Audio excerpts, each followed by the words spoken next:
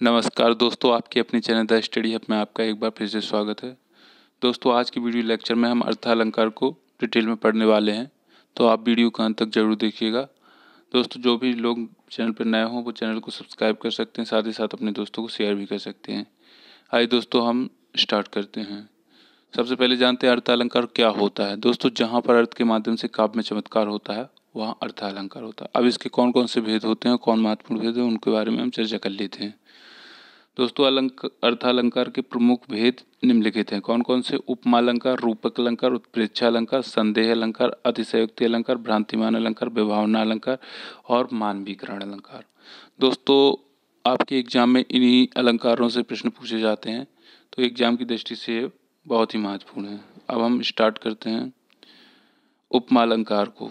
दोस्तों, उपमालंकार क्या होता है? दोस्तों, उपमा का अर्थ होता है तुलना। ठीक, जहाँ तुलना की जाती है वहाँ उपमा अलंकार कैसे की जाएगी? जब किसी व्यक्ति या वस्तु की तुलना किसी दूसरे व्यक्ति या वस्तु से की जाए तो वहाँ पर उपमा अलंकार होता है। जैसे यहाँ एग्जाम्पल में दिया गया है, सागर सा गंभीर हृदय हो, गिरी सा ऊंचा हो जिसका मन।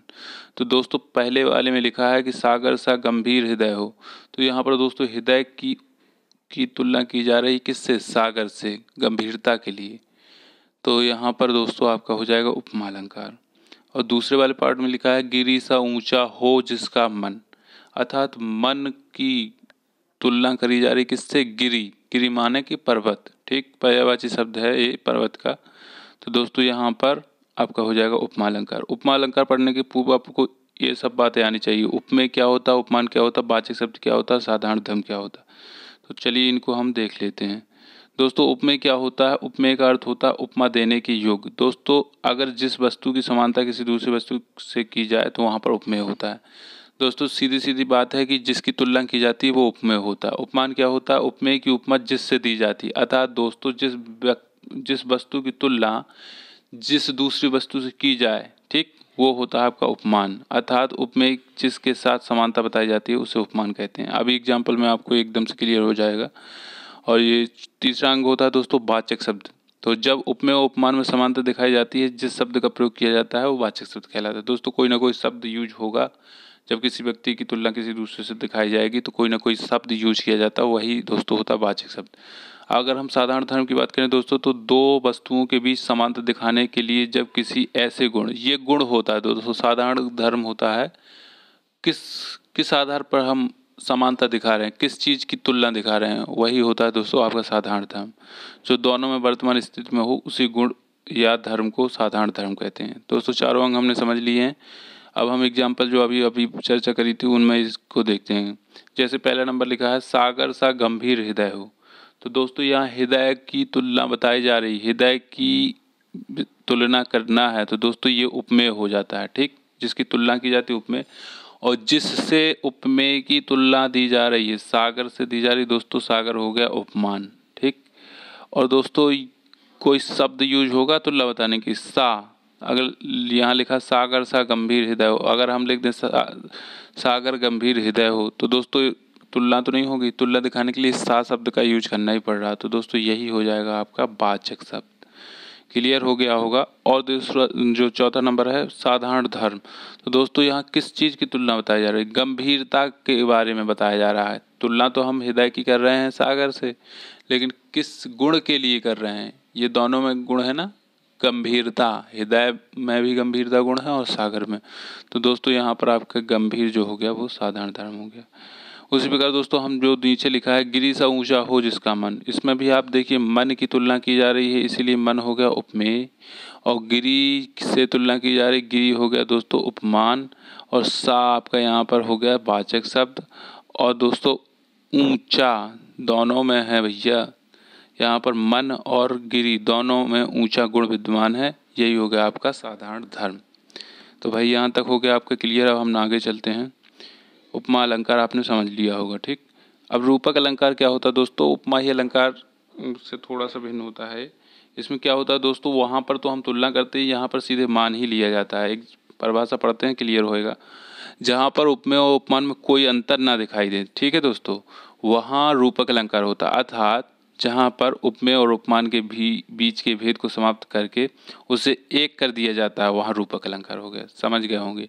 यहाँ पर दोस्तों एक कर दिया जाता है, यहाँ कोई तुलना नहीं करी जाती, सीधे उसको मान ही लिया जाता है। जैसे नीचे लिखा मुख चंद्र है, तो भैया मुख को कह रहे हैं कि मुख चंद्रमा ही है, ये नहीं कह रहे मुख चंद्र सा कोमल है। जैसे अगर उपमा अलंकार होगा तो जैसे लिखते हैं मुख मयंक सम मंजू मनोहर, तो मुख जो है जो चंद्रमा के समान मनोहर है, तो उसमें दोस्तों तुलना की जा रही है। यहाँ सीधे कह रहा मुख चंद्र है, मुख ही चंद्रमा है। तो दोस्तों ये हो गया आपका रूपक, बस इतना सा डिफरेंस होता है उपमा और रूपक में, इतना याद रखना है। यहाँ पर सीधे भेद रहित आरोप होता है, सीधे उपमेय को ही उपमान मान लिया जाता है, ठीक। यानी जिस वस्तु की तुलना की जाती है जिस वस्तु से, वो एक दूसरे को मान ही लिया जाता है, ठीक, कि मुख जो है वो चंद्रमा है। अब हम यहाँ पर ये निम्न बातें होती हैं रूपक अलंकार की कि उपमेय को उपमान का रूप देना, वाचक शब्द का, यहाँ पर वाचक शब्द नहीं रखेंगे क्योंकि दोस्तों तुलना तो कर नहीं रहे हैं, सीधे मान ही लिया जा रहा। उपमेय का भी साथ में वर्णन होना, ठीक, उपमेय उपमान दोनों का वर्णन हो। अब हम आगे चलते हैं दोस्तों, उत्प्रेक्षा अलंकार देखे ले रहे हैं दोस्तों, इसको क्या ट्रिक होती है पहचानने की वो भी जानने ले रहे हैं।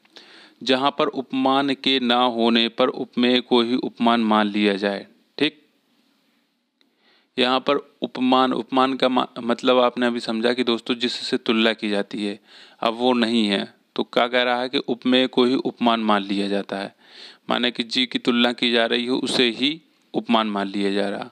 अतः जहाँ पर अप्रस्तुत को प्रस्तुत मान लिया जाए वहाँ पर उत्प्रेक्षा अलंकार होता है, ठीक। ये तो हो गई इसकी डेफिनेशन। अगर किसी पंक्ति में ये पहचानने के लिए दोस्तों शब्द होते हैं, इनको याद आपको रखना है, बस यही से आपकी पहचान हो जाएगी। अगर किसी पंक्ति में मनु जनु मनहु मानो जनहु जानो इस तरह के शब्द दोस्तों आते हैं तो वहाँ पर होता है आपका उत्प्रेक्षा अलंकार। जैसे लिखा है सखी सोहत गोपाल के उर गुंजन की माल, बाहर सोहत मनु प्रिय दावा नल की ज्वाल। दोस्तों यहाँ पर मनु शब्द आ गया है, यहाँ पर आपका हो जाएगा उत्प्रेक्षा अलंकार, ठीक। तो दोस्तों यहाँ पर कह रहे हैं कि सखी सोहत गोपाल के उर गुंजन की माल, मतलब सखी कह रहे हैं कि गोपाल के जो गुंजों की माला इस तरह लग रही है, बाहर सोते मनु प्रिय दावा नल की ज्वाल, मतलब कि जंगल की ज्वाला बाहर शोभित हो रही हो। जैसे एक एग्जाम्पल और बार बार बताया जाता है, जैसे सोहत ओढ़े पीत पट श्याम सलोने गात, सोहत ओढ़े पीत पट श्याम सलोने गात, नीलमणि शैल पर आतप परियो प्रभात, मानो नीलमणि शैल पर आतप परियो प्रभात। तो दोस्तों इसमें मानो आ गया, मनु मानो जनु जानो ये शब्द उत्प्रेक्षा अलंकार में रिपीट होते हैं, तो दोस्तों यहाँ पर आपका उत्प्रेक्षा अलंकार हो जाएगा। अब नेक्स्ट है संदेह अलंकार। दोस्तों संदेह अलंकार क्या होता है, जब उपमेय उपमान में समता देखकर यह निश्चित नहीं हो पाता कि उपमान वास्तव में उपमेय है या नहीं, जब यह दुविधा बनती है तब संदेह अलंकार होता है। अर्थात जहाँ पर किसी व्यक्ति या वस्तु को देखकर संशय बना रहे वहाँ संदेह अलंकार होता है। यह अलंकार और अलंकार का भी एक अंग है। तो दोस्तों संदेह अलंकार में कन्फ्यूजन बना रहता है, संदेह बना रहता है अंत तक कि उपमेय है या उपमान है, ठीक। उपमेय उपमान में समता ऐसी रहती है कि निश्चित नहीं हो पाता। जैसे यहाँ पर एग्जाम्पल दिया है, सारी बीच नारी है कि नारी बीच सारी है, सारी ही की नारी है कि नारी की सारी है। तो यहाँ पर दोस्तों दुशासन जब द्रौपदी का चीर खींचते हैं, सारी तो कहता है कि सारी के बीच में नारी है कि नारी के बीच में सारी है, सारी ही की नारी है कि नारी ही की सारी है, मतलब साड़ी की ही नारी बनी हुई है कि नारी की ही सारी बनी हुई है। तो दोस्तों यहाँ दुविधा है, असमंजस है, संदेह है लास्ट तक, इसीलिए यहाँ पर संदेह अलंकार है। और अब हम नेक्स्ट अलंकार देखते हैं। संदेह अलंकार की जो मुख्य बातें हैं याद रखना है, विषय का अनिश्चित ज्ञान या अनिश्चित समानता पर निर्भर हो, अनिश्चय का चमत्कारपूर्ण वर्णन हो, ठीक। और नेक्स्ट है दोस्तों अतिशयोक्ति अलंकार। अतिशयोक्ति अलंकार में तो दोस्तों बढ़ा चढ़ा के बात करी जाती है, जब किसी व्यक्ति या वस्तु का वर्णन करने में लोक समाज की सीमा या मर्यादा टूट जाए उसे अतिशयोक्ति अलंकार कहते हैं। अर्थात जब किसी वस्तु का बहुत अधिक बढ़ा चढ़ा कर वर्णन किया जाए वहाँ पर अतिशयोक्ति अलंकार होता है। जैसे यहाँ लिखा है कि हनुमान की पूंछ में लगन न पाई आग, सगरी लंका जर गई गए निशाचर भाग। तो दोस्तों यहाँ पर पहली लाइन में लिखा है कि हनुमान की पूंछ में लगन न पाई आग, कि हनुमान की पूंछ में आग ही नहीं लग पाई और लंका सारी जल गई और निशाचर भाग गए। तो दोस्तों अभी आग ही नहीं लगी और लंका जलने की बात कर दी गई, तो इतना बढ़ा चढ़ा के लिख दिया गया। ये भ्रांतिमान अलंकार देखते हैं दोस्तों।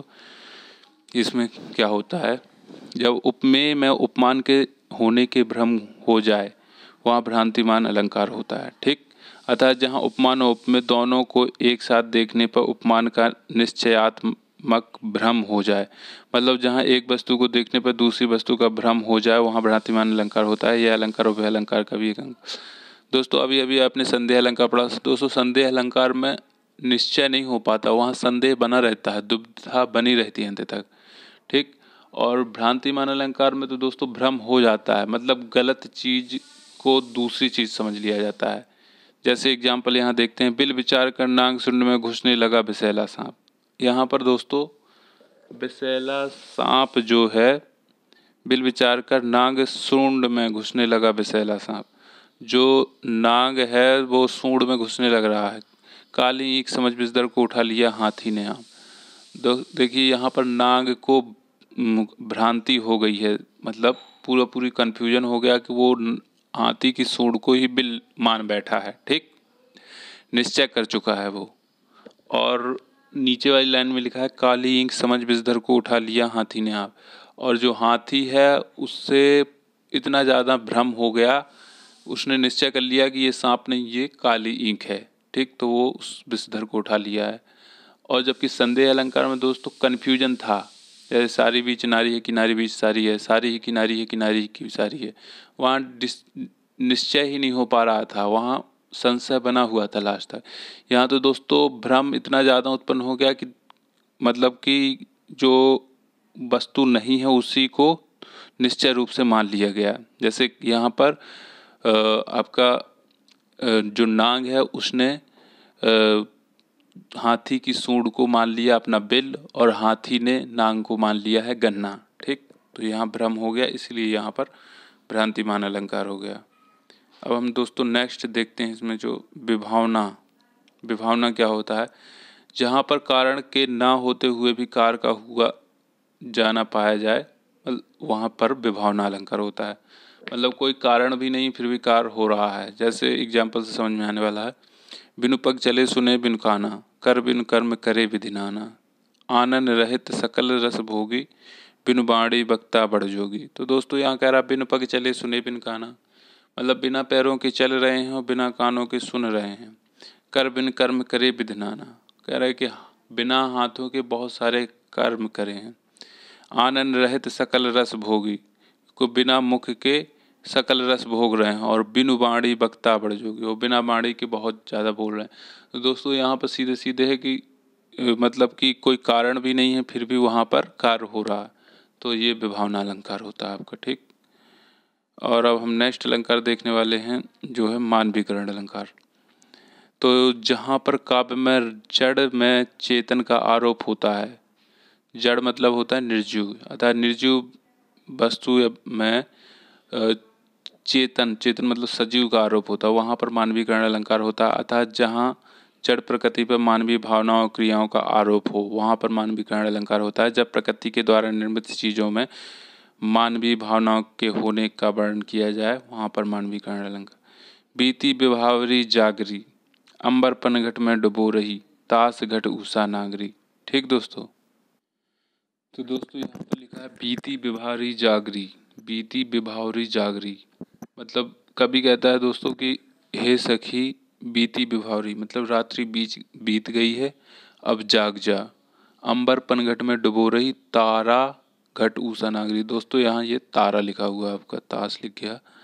तो अंबर पनघट में डुबो रही, तारा घट उषा नागरी, उषा रूपी नागरी, उषा रूपी सुंदर रमणी जो है वो अंबर पनघट, मतलब अंबर यहाँ पर आसमान की बात करी गई। अंबर पनघट मतलब आसमान रूपी पनघट में डुबो रही तारा, मतलब ताराओं के घट को आसमान रूपी पनघट में डुबो रही है। मतलब कि जो ताराओं का समूह है, तारों का समूह है वो आसमान में डूब रहे हैं। जो उषा नागरी है, जैसे जैसे उस प्रातः हो रहा है, उषा का समय आ रहा है, तो वो डूबते जा रहे हैं। तो दोस्तों यहाँ पर प्राकृतिक चीज़ों का मानवीय तरीके से प्रयोग किया गया है दोस्तों। तो यहाँ पर मानवीय भावनाओं के होने के कारण यहाँ पर दोस्तों मानवीकरण अलंकार हो जाएगा। अब हम नेक्स्ट देखते हैं। उभय अलंकार में क्या होता है दोस्तों, जो अलंकार शब्द और अर्थ दोनों पर आधारित रहकर दोनों को चमत्कारी करते हैं वहाँ उभय अलंकार होता है। जैसे लिखा है कजरारी अखियन में कजरारी ना लखाए। ठीक, तो दोस्तों यहाँ पर आपका अलंकार समाप्त हो जाता है। तो आज की वीडियो लेक्चर में इतना ही रखते हैं। नेक्स्ट वीडियो लेक्चर में फिर से मिलेंगे नए टॉपिक के साथ। जब तक के लिए दोस्तों जय हिंद जय भारत।